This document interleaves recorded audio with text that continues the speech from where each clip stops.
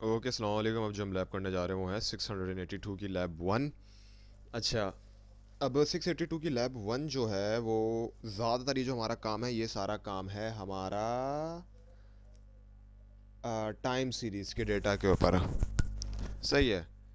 काफ़ी इंटरेस्टिंग जो हमारा टॉपिक है, ये कम से कम हो सकता था। उसके लिए हमने जो है वो हम अभी लैब्स करने हम जा रहे हैं। अच्छा, प्रैक्टिकल नंबर वन में क्या है?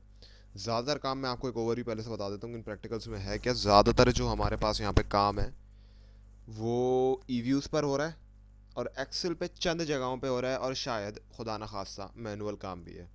वो अभी आगे मुझे पता चल जाएगा, तो फिर उसके मुताबिक फिर मैं बता दूंगा। इंशाल्लाह कम से कम बता दूंगा। बहरहाल अभी हम प्रैक्टिकल वन शुरू करते हैं। डेटा प्रैक्टिकल वन का हमारे पास ये है, डी लॉग प्राइस का डेटा है। सॉरी, डी लॉग मैं डी लॉग कह रहा हूँ। ये तो सिंपल प्राइस का डेटा है ना। कहाँ है भाई? हाँ, प्राइस का डेटा है। इस प्राइस के डेटा को पहले हम ईव्यूज़ में खोल लेते हैं। सही है, ये हो गया है। फिनिश हम कर देते हैं। नो, सही है, ये हमने डेटा खोल दिया। अब क्या करना है भाई?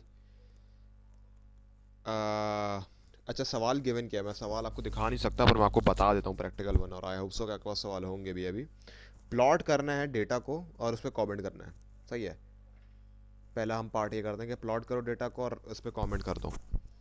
डेटा को प्लॉट कर देते हैं। क्विक पे गए, ग्राफ पे गए, प्राइस लिख दिया, लाइन एंड सिंबल कर दिया। Okay, wow. कैसा लग रहा है आपको डेटा? अभी देखें, डेटा जो है वो नॉन स्टेशनरी, जो काफ़ी अंडरस्टैंडेबल है। प्राइस का एक्चुअल डेटा है। अब मुझे नहीं पता किस चीज़ की प्राइस है, पर किसी भी चीज़ की प्राइस है तो एक्चुअल डेटा हमेशा स्टेशनरी होता है, सॉरी नॉन स्टेशनरी होता है। सही है। अच्छा, अब जो ये नॉन स्टेशनरी का डेटा है, ये नॉन स्टेशनरी एट्रीब्यूट का डेटा है, इसकी खासियत ये आप चेक कर सकते हैं कि 2020 में आके अच्छी खासी वॉलेटिलिटी आई है, कुछ हुआ था यहाँ पर। प्रॉब्ली ये रियल लाइफ डेटा ना 2019 के देखिए चौथे क्वार्टर के बाद ही गिर रहा है। तो आप देख सकते हैं यहाँ पे कुछ, आई थिंक पेंडेमिक जो कोरोना वायरस आया था उस वक्त है, तो हर चीज़ की प्राइस गिरी थी। और 2019 का आखिरी क्वार्टर है और 2020 का शुरुआती क्वार्टर है। आई थिंक आप चेक कर सकते हैं ऐसे। राइट, तो आपको इससे पता चल रहा है देख के कि डेटा में क्या है, और फिर अचानक से आराम से डेटा बढ़ा है। सही है। सवाल में अभी तो मेरे पास नहीं लिखा हुआ, पर आई सपोज जब एक्चुअल रिजल्ट आएगा तो उसमें आपको लिखा हुआ आता है कि भाई किस चीज़ के लिए है ये। वो आप इस चीज़ के लिए बता सकते हैं।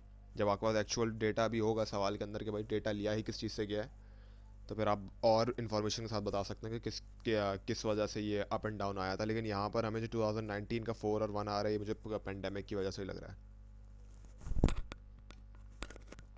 आप इस वॉलेटिलिटी को बता सकते हैं कि यहाँ पर अचानक से ज़्यादा वॉलेटिलिटी हमें दिख रही है, तो भाई ऐसा हो सकता है कि पॉसिबल कोरोना की वजह से जो हमारे पास पेंडेमिक आया था उसमें ये की वजह से ये क्या कहते हैं, इतनी हाई वॉलेटिलिटी हमें दिख रही है।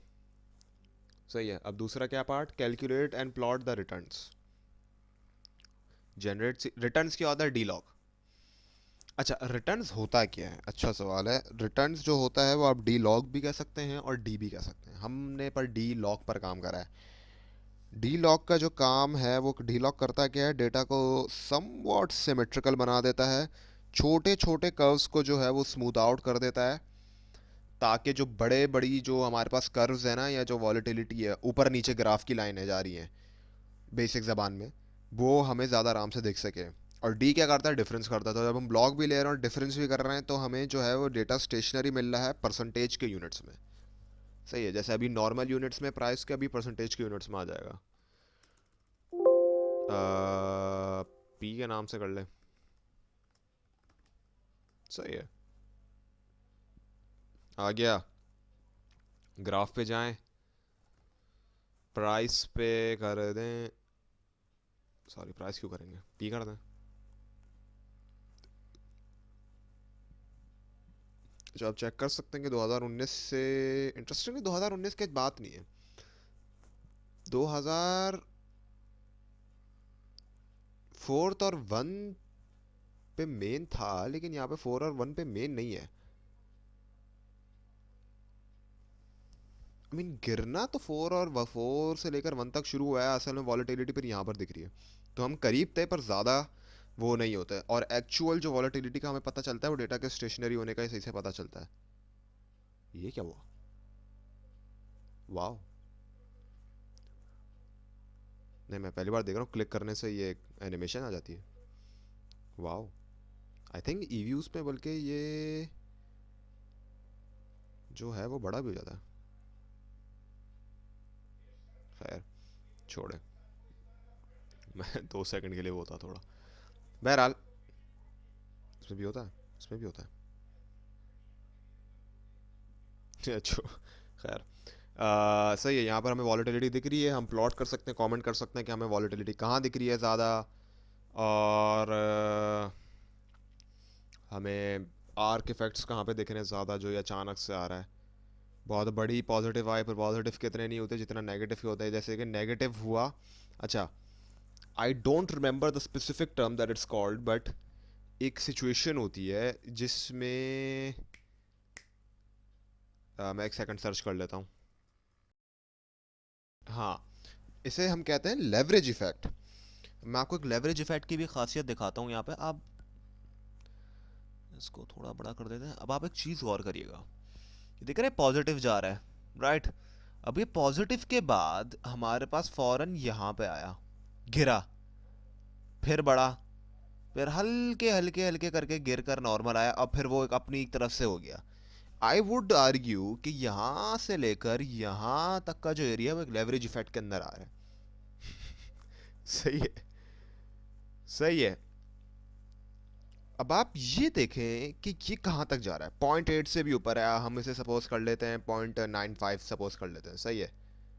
बल्कि क्लिक कर लेते हैं ना, पता चल जाएगा। 0.097, इट्स ऑलमोस्ट 10, राइट।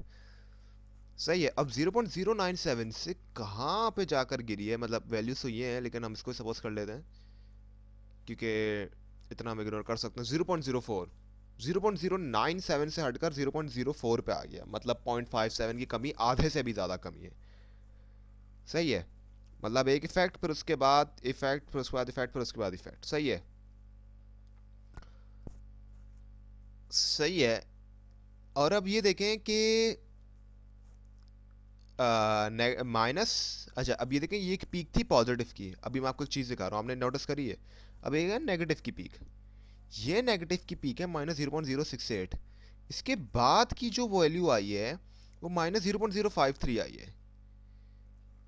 6.68, 0.068, 0.051 कितना हुआ, 0.17, 0.017, राइट। 0.017 का फर्क है नेगेटिव की पीक के में और उसके बाद की पीक में, और अराउंड 47, 0.57 का फर्क है, राइट। अगर ये 0.097 है और ये 0.4 है, हाँ, तो 0.057 का फर्क और 0.017 का फर्क। सही है।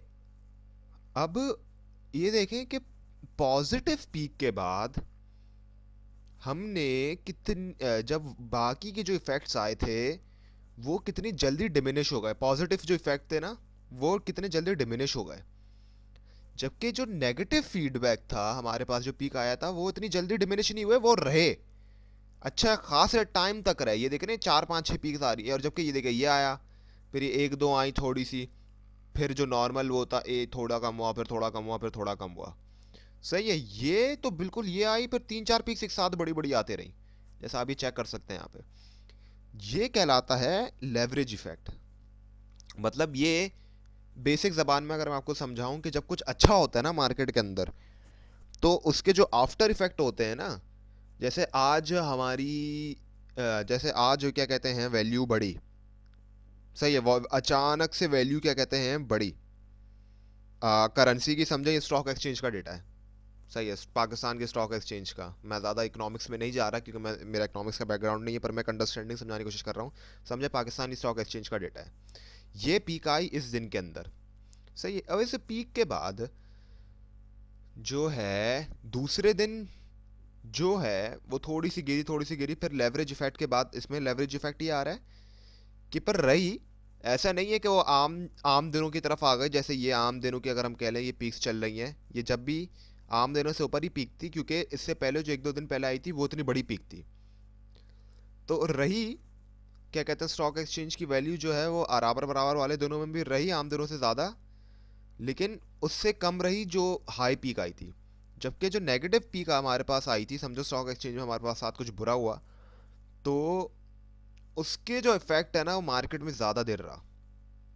और लेवरेज इफेक्ट भी बेसिकली यही कहता है कि जब कुछ अच्छा होता है ना तो वो जल्दी ख़त्म हो जाता है, और जब कुछ बुरा होता है तो उसका असर ज़्यादा ज़्यादा देर तक रहता है। सही है। अब मैं थोड़ा इकोनॉमिक्स से हटकर थोड़ा अगर बेसिक आम जबान में बात करने की कोशिश करूँगा, आप समझें कि समझें आपके साथ दिन में कुछ अच्छा हुआ। अब आपके साथ दिन में जो था, आपके साथ कोई अच्छा वाकया पेश आया, सही है। अब आप जो हैं आज खुश रहेंगे, और आपकी खुशी कल रहेंगे, आधे हो जाएंगे, थोड़ा कम हो जाएगा, थोड़ा कम रहेगा।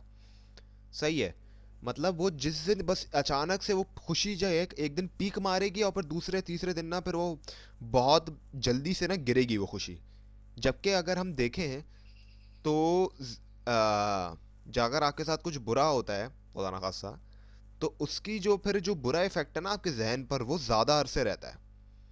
सही है, उसका अरसा ज़्यादा देर रहता है एज़ कम्पेयर टू खुशी के अचानक से खुशी हुई। सही है भाई, दूसरे दिन भी फिर थोड़ी खुशी थी आम दिनों से ज़्यादा, लेकिन उतनी नहीं थी जितनी पहले दिन की खुशी थी। और इसी तरीके से ये हल्के हल्के हल्के करके खुशी कम होती जा रही, पॉजिटिव इफेक्ट हल्के हल्के कम हो रहा है। जबकि अगर कुछ बुरा हुआ था तो उसका इफेक्ट जो है वो ज़्यादा देर रहा एज़ कम्पेयर टू वो अगर ये चीज़ अच्छी होती। सही है, तो बुराई ज़्यादा देर तक रहती है और अच्छाई जल्दी जल्दी होकर ख़त्म हो जाती है। इसे कहते हैं लेवरेज इफेक्ट। आई होप कि कुछ समझ में आ गया होगा मेरी टूटी हुई एग्जाम्पल से। सही है। अच्छा, ये आपने प्लॉट कर दिया रिटर्न, और आपने थोड़ा बहुत उसके ऊपर ये कमेंट कर दिया, जो मैंने इतना लंबा भाषण दिया, इसमें से आप कुछ पॉइंट बता सकते हैं। Calculate basic statistics for returns and comment. Basic statistics होता है डिस्क्रिप्टिव, मतलब ग्रुप पे गए, डिस्क्रिप्टिव पे गए, इंडिविजुअल पे गए, आपने यहाँ पर लिख दिया पी, ये आ गया आपके पास बेसिक स्टैटिस्टिक्स। आसान। Check whether the returns are stationary और नॉट। अब बताओ कि डेटा स्टेशनरी है या नहीं, रिटर्न स्टेशनरी है या नहीं है। अच्छा, अब रिटर्न्स की खासियत क्या है। रिटर्न्स की खासियत स्टेशनरी है या नहीं हम सबको पता, हम लगाते हैं यूनिट रूट टेस्ट। पर ये चीज़ जो सबको नहीं पता होगी प्रॉब्ली, वो ये है कि सब जब लगाते हैं ना वो डायरेक्ट लेवल लगा देते हैं, जबकि ये लेवल नहीं है। हम डेटा पे फर्स्ट डिफरेंस लगा चुके हैं। अगर ये ओरिजिनल डेटा होता तो उस पे लेवल लगाते, लेकिन चूंकि मैं पहले एक बार डिफरेंस ले चुका हूं तो मैं फर्स्ट डिफरेंस इसका लूंगा। वो एक्चुअली मुझे बताएगा। मैं फर्स्ट लेवल पे लूंगा तो मुझे बता देगा, लेवल पे लूंगा तो मुझे बता देगा, फर्स्ट लेवल पे लूंगा तो नहीं बताएगा मुझे। तो हम यूनिट रूट टेस्ट लेते हैं बताने के लिए कि डेटा स्टेशनरी है या नहीं है। जीरो है probability, DP has a unit root, मतलब कि डेटा नॉन स्टेशनरी है। अब चूंकि ये प्रोबेबिलिटी अल्फा से छोटी है तो ये हो जाएगी रिजेक्ट एच नॉट। हम एस एच नॉट को रिजेक्ट कर रहे हैं। जैसे मैं कह रहा था, चूंकि ये जीरो अल्फा से छोटा है तो ये हो जाएगा रिजेक्ट एच नॉट, और एच नॉट का था यूनिट रूट। यूनिट रूट का क्या मतलब है कि नॉन स्टेशनरी था डेटा। हम रिजेक्ट कर रहे हैं कि डेटा नॉन स्टेशनरी है, और हम बोलते हैं कि डेटा स्टेशनरी है, कि भाई डेटा हम बोल सकते हैं सही में कि भाई डेटा स्टेशनरी है। सही है, इस तरीके से ये वाली लाइन हमारी फिनिश होती है।